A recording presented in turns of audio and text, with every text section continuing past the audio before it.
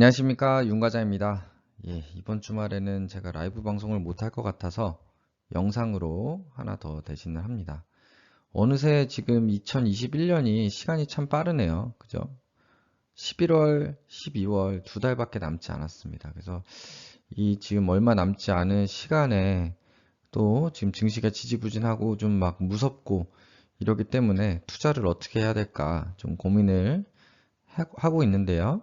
그래서 저는 오늘 KT에 대해서 조금 말씀드려 보려고 합니다. 참고로 저는 아시다시피 KT 이미 주주이기 때문에 조금 긍정적인 뷰가 섞여 있을 수 있다는 점 감안하셔가지고 참고하셨으면 좋겠습니다.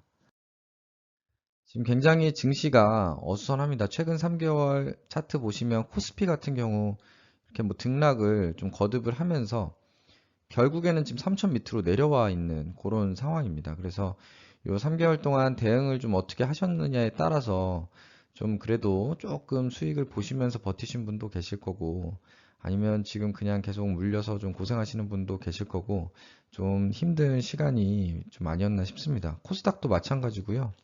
이렇게 등락을 계속하는 그런 장세입니다. 그렇다고 또 주식 투자하는 입장에서 아예 현금만 갖고 있을 수도 없고 지금 연말은 다가오는데 어떻게 투자해야 되나 그런 좀 고민이 있는 그런 시간이 아닌가 싶습니다. 지금 이제 연말로 다가오면은 항상 나오는 말이 있습니다. 이건 뭐 매년 반복되는데요. 주식 오래 하신 분들은 10월, 11월 가면서 이런 얘기 꼭 나옵니다. 배당주로 뭐 손하기 피해라. 뭐 이런 거 담았다. 외국인들 뭐 이런 거 담는다. 뭐 이런 얘기로 계속 뭐 기사들이 나오는데요. 은행주는 제가 사실 많이 말씀드렸고, 영상으로도 우리금융지주 말씀드린 적이 있고, 저 이제 우리금융지주를 갖고 있다가 뭐 매도도 했고, 이미 하나금융지주를 저 갖고 있고, 그렇기 때문에 오늘 이제 은행주 얘기는 조금 이제 접으려고 하고요.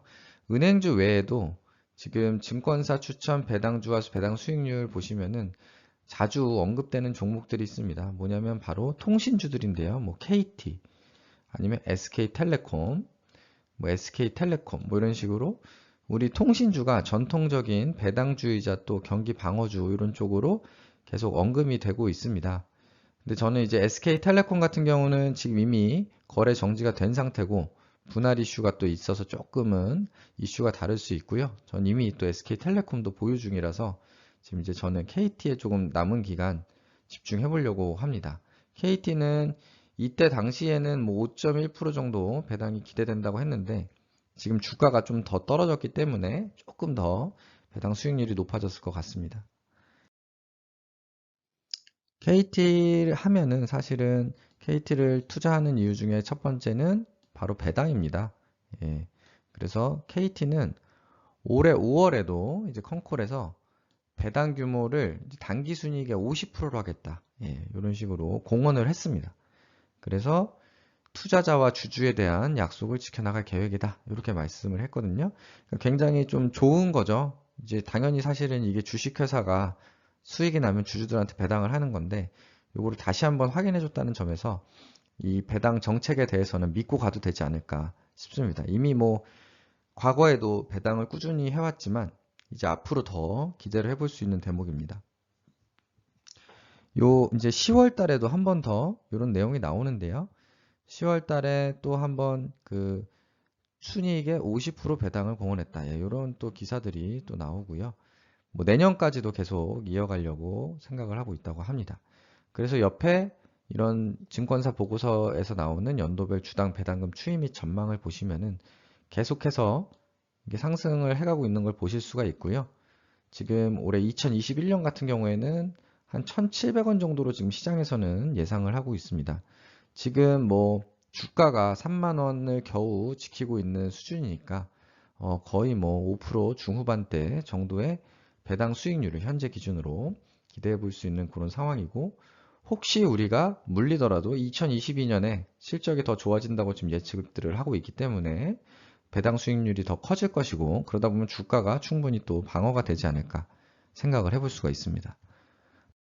다음으로는 우리가 KT의 성장도 좀 기대해 볼 수가 있는데요.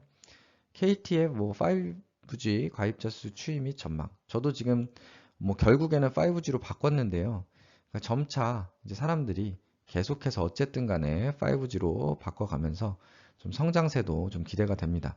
뭐 얼마 전 뉴스 보니까 뭐 시내버스도 이제 5G 뭐 설치한다고 하고 좀 생각보다 좀 5G가 늦긴 했어요. 기대보다는 몇 년 전에 뭐 이미 온다고 막 하더니 그렇긴 하지만 어쨌든 5G 가입자 수는 계속해서 이렇게 늘고 있어서 뭐 순증을 할 거다 장기적으로 그렇게 일단 보고 있고요.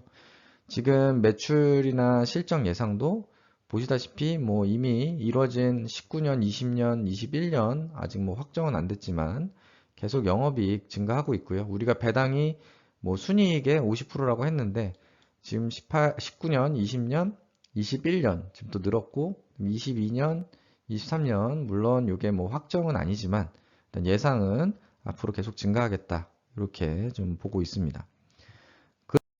그럼 왜 통신주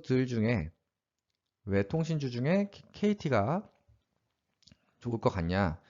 우선 요 지금 다른 거보다 이 ARPU 이게 뭐냐면 그 한 명 가입자당 그런 수익 매출이 얼마큼 나냐 이런 건데요. 지금 파란색이 KT입니다. 파란색이 KT인데 이게 2019년 1분기 요때부터 계속해서 KT가 가장 높은 ARPU를 유지하고 있습니다. 그래서 32,800원 정도 이렇게 유지를 하고 있고요. 뭐 LG나 SK에 비해서 굉장히 좀 높은 수준을 지금 유지하고 있어서 뭐 수익성이 좋을 수 있다라고 좀 전망을 할 수 있고 이게 지금 어쨌든 1년 이상 계속해서 유지된다는 거는 좀 의미가 있는 것 같습니다.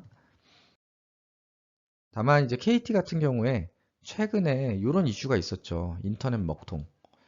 저도 사실은 이게 좀 스트레스였거든요. 그때 좀 인터넷 쓸 일이 있었고 점심 먹을 때 점심시간에 좀 그래서 불편함을 많이 겪었는데요. 이런 이슈 때문에 뭐 조금 최근에 조정을 받았을 수도 있는데 저는 오히려 이런 어떻게 보면 단발성 이슈 물론 좀 저도 KT 사용하는데요. 불편했고 저도 뭐 조금이라도 보상받으면 좋을 것 같고 그게 회사에는 악재일 수 있는데 이건 어쨌든 단발성이고 뭐 계속해서 뭐 오는 그런 손실이 아니기 때문에 3만 원이 이것 때문에 깨진다고 하면은 오히려 저는 추가 매수할 생각을 하고 있습니다. 다음으로 이제 기타로 우리가 또 하나 기대해 볼 수 있는 게 뭐냐면 우리 KT의 자회사인 BC카드죠. BC카드의 K뱅크 지분 가치가 지금 계속 재평가를 받고 있습니다. 왜냐면은 카카오뱅크가 생각보다 굉장히 높은 가격으로 상장이 됐기 때문에 우리 K뱅크도 좀 지분 가치가 재평가돼야 되는 거 아니냐 하는 얘기들이 있고 참고로 BC카드가 K뱅크를 한 34% 정도 지분을 갖고 있어서 지분율이 굉장히 큰 대주주거든요. 그리고 K뱅크는 흑자 전환도 했고 최근에 그리고 업비트랑 같이 이렇게 제휴를 통해서 가입자 수도 계속 늘고 있고 그런 상황 속에 내년에 아마 상장을 준비할 것으로 기대를 하고 있습니다. 그렇게 된다고 하면은 그때 BC카드 결국에는 요 KT로 연결이 돼서 좀 이 K뱅크의 지분 가치도 다시 한번 이슈가 될 수 있지 않을까 하는 기대도 해봅니다. 물론 요거는 요게 주는 아니고 요거는 부가적으로 좀 기대를 해볼 수도 있다. 이런 말씀입니다. 그래서 결론을 말씀드리면은 KT는 통신주기 때문에 기본적으로 우리가 막 급등, 뭐 하루에 막 10%씩 급등을 기대하기에는 좀 어려운 종목입니다. 그래서 사실은 성향이 안 맞다 라고 하면은 굉장히 재미없는 종목이 될 수도 있어요. 막 지지부진하고 그럴 수가 있는데 그래도 좀 안정적으로 투자하고 싶다고 하면은 좀 투자를 해볼 수 있는 거고 여기에 말씀드린 대로 현재 지금 3만 원이 깨지냐 마냐 막 그러고 있기 때문에 좀 주가가 조금 내려온 상황이고 그리고 시가 배당률이 있기 때문에 기본적으로 큰 폭의 하락은 좀 제한되지 않을까 이렇게 저는 생각을 하고 있습니다. 얼마 전에 우리금융지주도 제가 주가가 내려왔을 때 한번 말씀을 드렸었거든요. 한 그때 11,000원 선, 11,000원 뭐 깨지고 막 이럴 때 말씀을 드렸었는데 그때도 결국에는 이제 하방이 지지되지 않겠냐라고 하는데 하방이 지지됐고 지금 하나금융지주도 보면은 제가 내려오면 더 살려고 하는데 내려오질 않습니다. 왜냐하면 시가 배당률이 있기 때문에 내려오면은 배당 생각해서 또 수급이 들어오거든요. 그래서 큰 폭의 하락, 물론 하락을 안 한다 이건 아니죠. 하락을 할 수도 있는 거죠. 근데 큰 폭의 하락은 좀 제한될 수 있다. 이런 생각이고요. 그리고 특히 요즘 증시가 막 우상향하고 뭐 금리도 내려가고 막 유동성이 막 미친 듯이 들어오고 이러면은 당연히 좀 요런 KT나 이런 거에 관심이 덜하게 되죠. 저도 그때는 KT를 매수를 안 했었고요. 근데 요즘 어수선하잖아요. 어수선한데 현금으로 갖고 있기는 좀 싫고 이럴 때 조금 현금 비중을 조금 낮추면서 부담 없이 매수하기에 좋은 종목 아닌가 하는 생각이 듭니다. 다만 이제 100%는 없습니다. 아시다시피 주식 투자에 뭐 100%가 있으면 누가 은행에 저금하겠습니까? 다 주식 투자하지. 그래서 하락 리스크는 당연히 주식 투자니까 있다. 근데 개인적으로 평단 3만 원 이하 투자할 때 하방이 굉장히 제한되지 않겠냐. 그래서 특히 이제 여윳돈으로 투자한다고 하면은 만약에 3만 원 이하에 샀는데도 얘가 만약에 평단 이하로 더 하락을 한다. 그러면은 이제 계속 보유를 하는 거죠. 예, 계속 보유를 하는 거고 뭐 여력이 있으면 추가 매수를 할 수도 있지만 이제 그렇게 되면은 2022년에는 또 배당금이 또 더 확대가 될 거거든요. 지금 배당 정책에 의하면. 그러면 시가 배당률이 뭐 6%, 7% 이렇게 올라간단 말이에요. 그러면은 결국에는 그 배당 수익률이 높아지면 또 다시 수급이 들어올 수 있는 예, 그런 상황이기 때문에 일단은 조금 물리더라도 다른 성장주에 비해서는 좀 부담이 없는 종목이 아닌가 싶습니다. 그래서 저는 결론적으로 만약에 3만 원이 깨진다 라고 하면은 계속해서 KT를 큰 금액을 계속 매수할 생각을 하고 있습니다. 예, 물론 그렇게 안 되고 저도 이미 지금 큰 수량을 갖고 있거든요. 그래서 그냥 쭉 올라가도 좋습니다. 예, 그래도 좋고 떨어지면 저는 더 살 거다. 거의 뭐 최대 수준으로 매수할 생각도 있습니다. 지난번에 우리금융지주를 그렇게 못했더니 날아간 경험이 있어서 일단 KT는 그렇게 하려고 하고 있습니다. 그래서 우선 저는 주주의 입장에서 말씀드렸으니까 제 영상 참고하셔가지고 매매하셨으면 좋겠습니다. 감사합니다.